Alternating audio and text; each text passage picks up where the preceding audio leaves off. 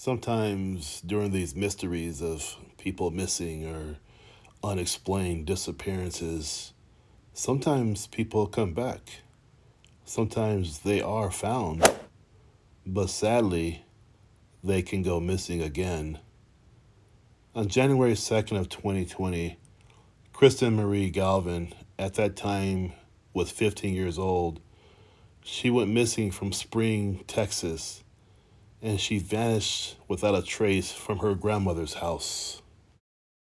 Her case to this day, it remains unresolved, but the circumstances leading up to her disappearance have made it one of the most harrowing missing person cases in Texas. Krista's story is not only one of a teenager gone missing, but also one that involves human trafficking, a dark and devastating reality for many young women in the United States. Let's look at her life before she went missing. Kristen was known to be a good student, and she was a member of her school's junior ROTC and the drill team. She had a close knit family that described her as bright, active, and funny. However, like many teenagers, Kristen was navigating her way through difficult emotions and also life changes. In early 2019, she began a relationship with a Houston based rapper named Arion Jackson, whose stage name was Young Corleone. What Kristen did not know at the time was that Jackson was involved in trafficking, exploiting women and girls for profit. Now, Kristen ran away from home once before in December of 2019, and she was gone for about a week, spending that time with Jackson. During that time, Jackson had trafficked her and other women in a house on Bissonnet Street, an infamous street in Houston known for illegal activities. Women and children in his trafficking ring were forced to earn $1,000 a day or they would face abuse, and they used drugs to control them. Kristen was one of the youngest victims of this operation. However, after about 10 days, the authorities rescued her and returned her to her family in Spring, Texas. Missing, found, and then missing again. So less than 3 weeks after her rescue, Kristen went missing again on January 2nd of 2020. She was last seen at her grandmother's house in Spring, Texas. Her family has not seen or heard from her since.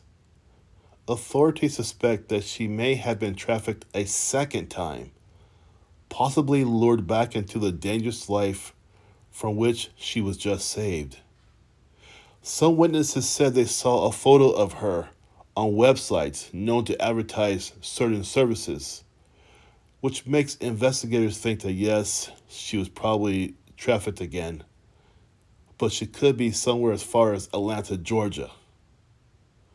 Her disappearance has devastated her family, who have continuously worked to raise awareness about her case and the broader issue of trafficking. Her mother has been vocal in pleas for help, hoping someone will come forward with information that will lead to Kristen's return. Law enforcement agencies, including the FBI and the Montgomery County Sheriff's Office, have conducted extensive investigations and received multiple tips about her possible whereabouts, but none have led to her recovery.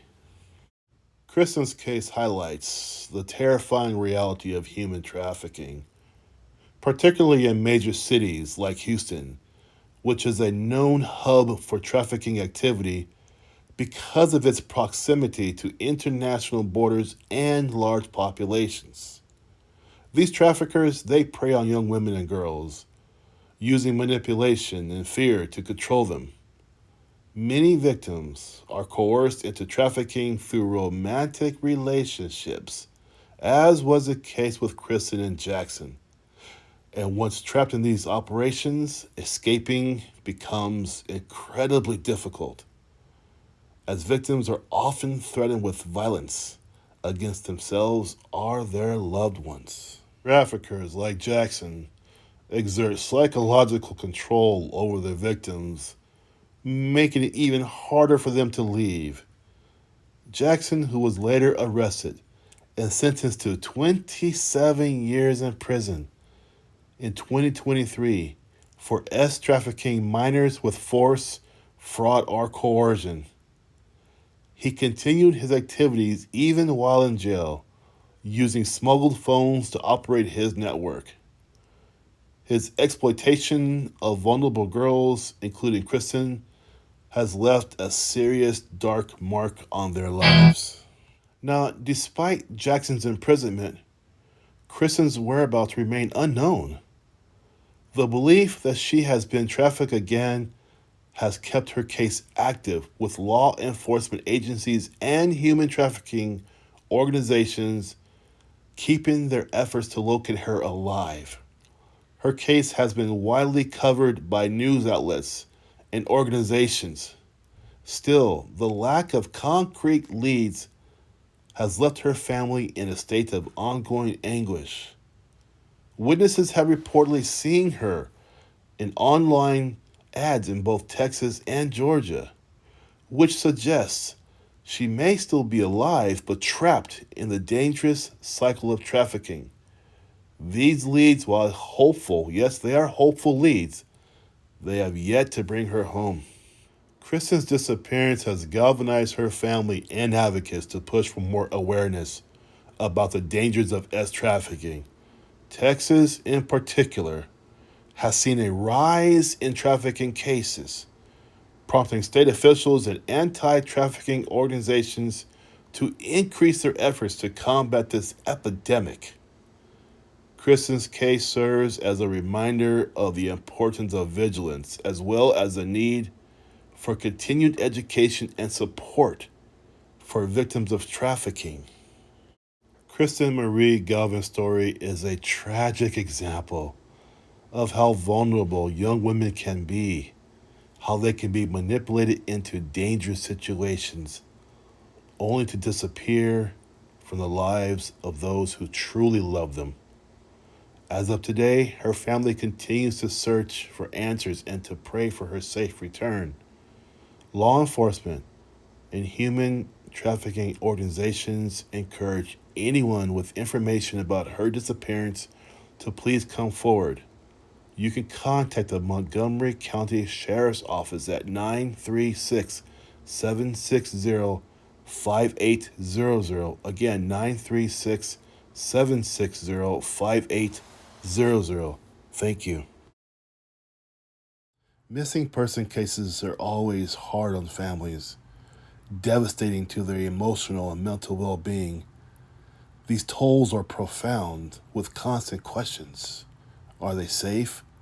Will they come back? What really happened? These questions weigh heavily on the minds every day of their family members. The daily routines are hard to keep track because at night they cannot sleep. Desperate searches for information, surfing the web, driving around, walking through neighborhoods, but always feeling helpless. Every knock at the door, every phone call steers hope, only to be crushed by the continued silence. For many, life becomes consumed by the search. Whether through engaging with law enforcement or raising awareness, it becomes a lifestyle. It takes over everything. And as time stretches on, this agony only deepens, leaving families emotionally exhausted, unable to let go, so they hang on.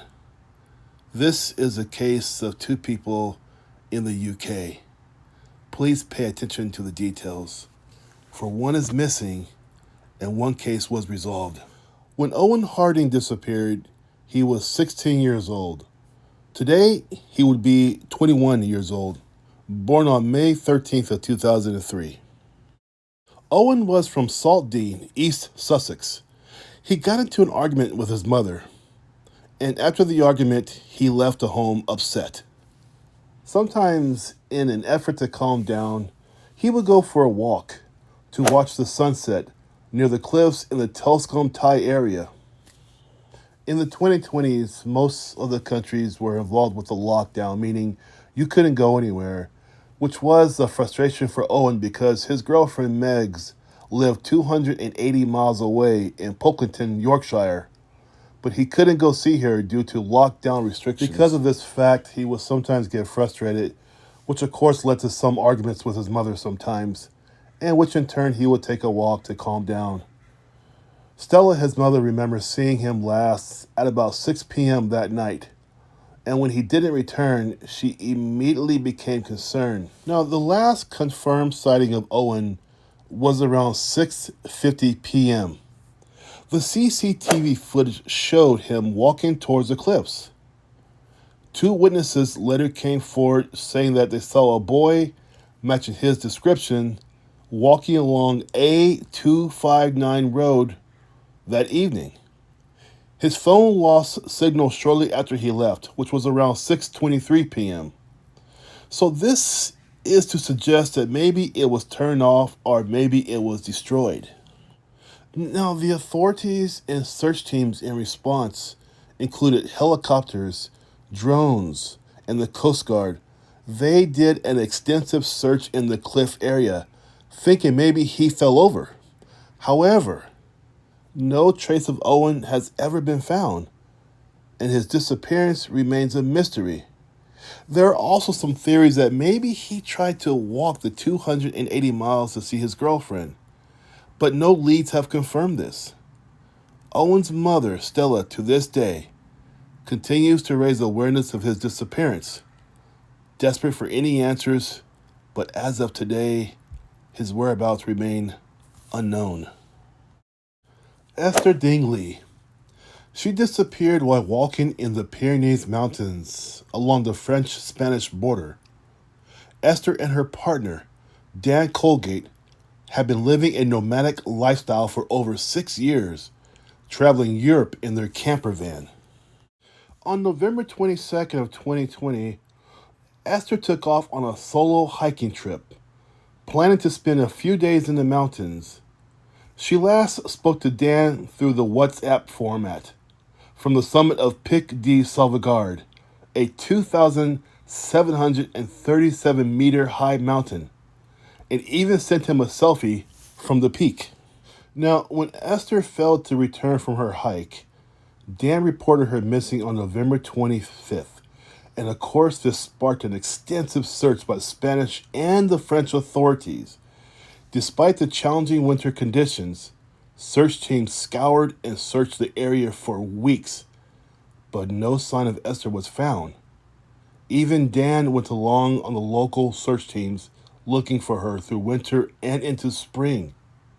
Now, Dan was expressing some suspicions that Esther may have been taken away or met with some foul play.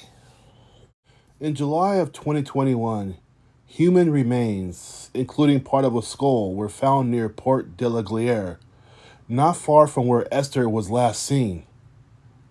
Sadly, DNA testing confirmed the remains belonged to Esther, and the investigation concluded that maybe she died from an accidental fall while hiking.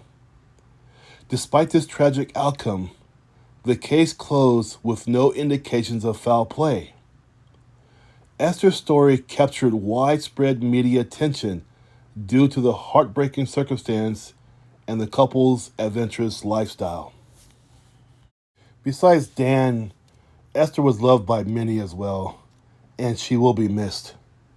But at least we're lucky we found her and we can conclude where she's at. Thank you. When the loved one goes missing, the emotional toll it's unimaginable. It's a terrifying mix of fear, helplessness, and desperation. Every minute that passes feels like an eternity, filled with endless questions and haunting uncertainty. The overwhelming sense of loss is unlike any other. Knowing that someone you care about is out there, but having no idea where, or if they're even safe. The hope of their return collides with the dread of what might have happened, leaving families and friends trapped in an agonizing state of limbo. The waiting, the not knowing, the uncertainty. It's a pain that cuts deeper with each and every passing day. Such is the sad case of the Lynn Seward family. They noted she was last seen driving her black Chevy truck in the Happy Camp area on April 20th of 2023. Per her family, they said her truck was found on the abandoned China Road grade off Highway 96. Additionally, the deputies who responded, they noted a search was made of the truck and the surrounding area, but there was no sign of Seward or where she could have gone. Furthermore, deputies said her vehicle did not provide any further leads in this case. Per Deputy Aaron Jacobson, he notes, quote, I don't believe that there's anything that we have ruled out just yet. We're looking everywhere. We are turning over every single stone trying to find her. I do not think there is a lead we've ruled out quite yet because we want to leave all of our options open to be able and to follow any lead that pops up, and hopefully we will find her, close quote. Jacobson also said the sheriff's office is keeping its leads on this case private at this time. If you have any information regarding Lynn Seward, please call the Siskiyou County Sheriff's Office at 530-841-2900. Again, 530-841-2900. Please, let's help her family. Thank you. Beverly Jackie Logan. This is such a mysterious case. Logan was last seen in a trailer on Ross Lane in Bellevue, Illinois on January 27th of 2022. She was there with an unknown male, and as of that date, she was never seen or heard from again. But it must be known that her cell phone pinged off towers in Bellflower, Missouri and High Hill, Missouri on February 5th and also February 9th. And then on February 13th, her family reported her missing. In April of 2023, some of Logan's belongings were found in a house in Bellflower, Missouri, but there was no sign of Logan herself or of her car. Her vehicle was a blue 2019 Nissan Versa with the Alabama license plate number 2CH1060. Again, 2 Charlie Hotel 1060. It didn't make sense for her to be out of touch with her family for more than a few days at a time. None of this made sense to her family whatsoever. And again, the mystery unravels. Her car, the blue Nissan Versa, it was sold by someone other than Logan to a person in the St. Louis, Missouri area, and it has passed through several other owners. To this date, it still has not been located and has been reported stolen. In June 2022, this mystery starts to unfold even deeper. The police located a person of interest, a Charles L. Story in Bellflower, and they wanted to take him into custody because he had several outstanding warrants for his arrest, but also they wanted to ask him about Logan's disappearance. In response to this attempt, Story barricaded himself in a room and claimed he was armed and threatened to shoot anyone who tried to arrest him and then shoot himself. After an hour or two, he surrendered and was arrested without incident. He was then taken to the hospital to receive treatment for a gunshot wound he sustained a few days earlier. As of today's date, he has not been named as a suspect in the Logan case. This case and disappearance are just a mystery within itself. Again, Beverly Jackie Logan is a black female. Her date of birth 10/23/89. She is between 5'1" and 5'2" and weighs about 115 pounds. Of note, her blue Nissan Versa has still not been found, with the plates 2 Charlie Hotel 10602 CH1060. She has black hair and brown eyes. Both of her ears are pierced. Now she has a tattoo of the word animal on her back and a tattoo of the name A-RYAH on her right arm. Again, the name is A-RYAH on her right arm. If you have any information regarding this mysterious case here, please call the St. Clair County Sheriff's Department at 618-277-3505. Again, 618-277-3505. Let's get Beverly Jackie Logan home. Thank you. Lauren Dumoulin.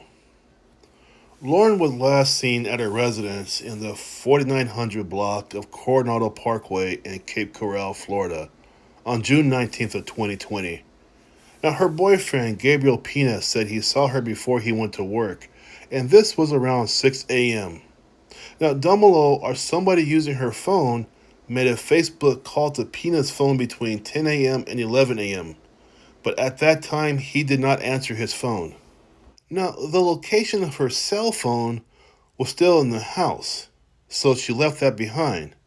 Also, too, her purse was found at 4 Freedoms Park in the 4800 block of Tarpon Court. This is where she went often to meditate. Now, she did not have a car or a driver's license, but the park was just a mere 6 minutes away from her apartment.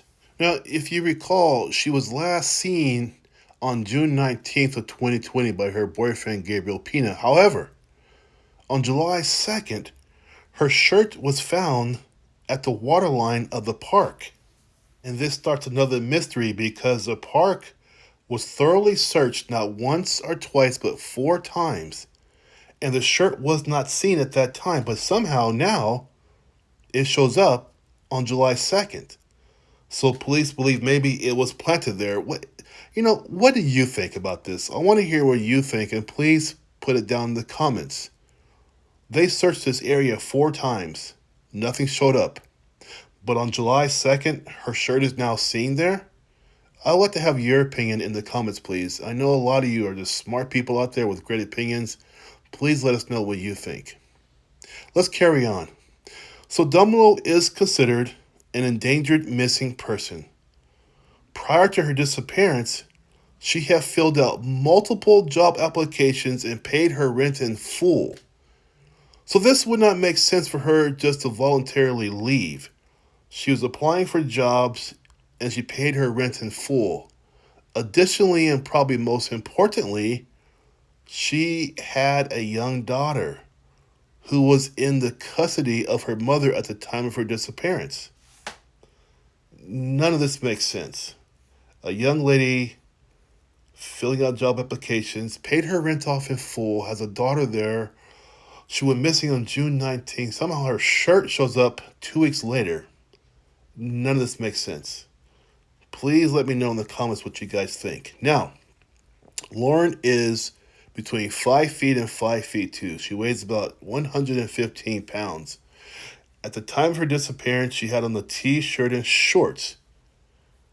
There is a medical history we must discuss in this case, though. In the days before her disappearance, she was involuntarily hospitalized twice because she was, quote-unquote, hearing voices and believed people were after her. She was then released from the hospital on June 18th. This was the day before she went missing. She had no prior history of mental health issues, which was really strange again. Now, for her, she is a Caucasian female, blonde hair, brown eyes. Dumoulin has several tattoos, including the word Namaste, in black ink down her side. The letters NY, November Yankee, in her pelvic area.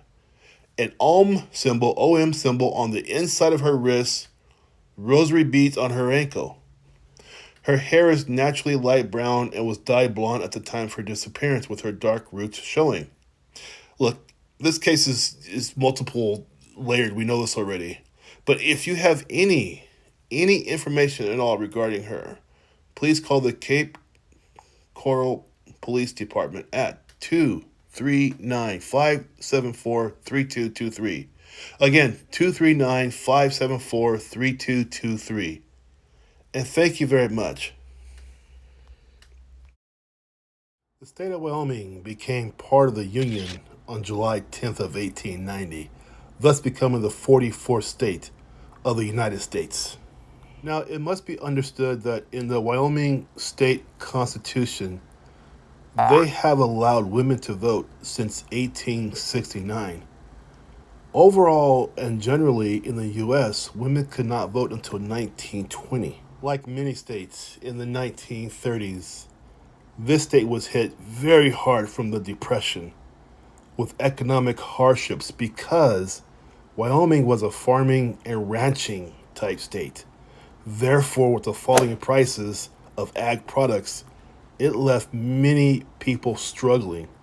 Farmers were facing foreclosure, and businesses across the state were severely affected.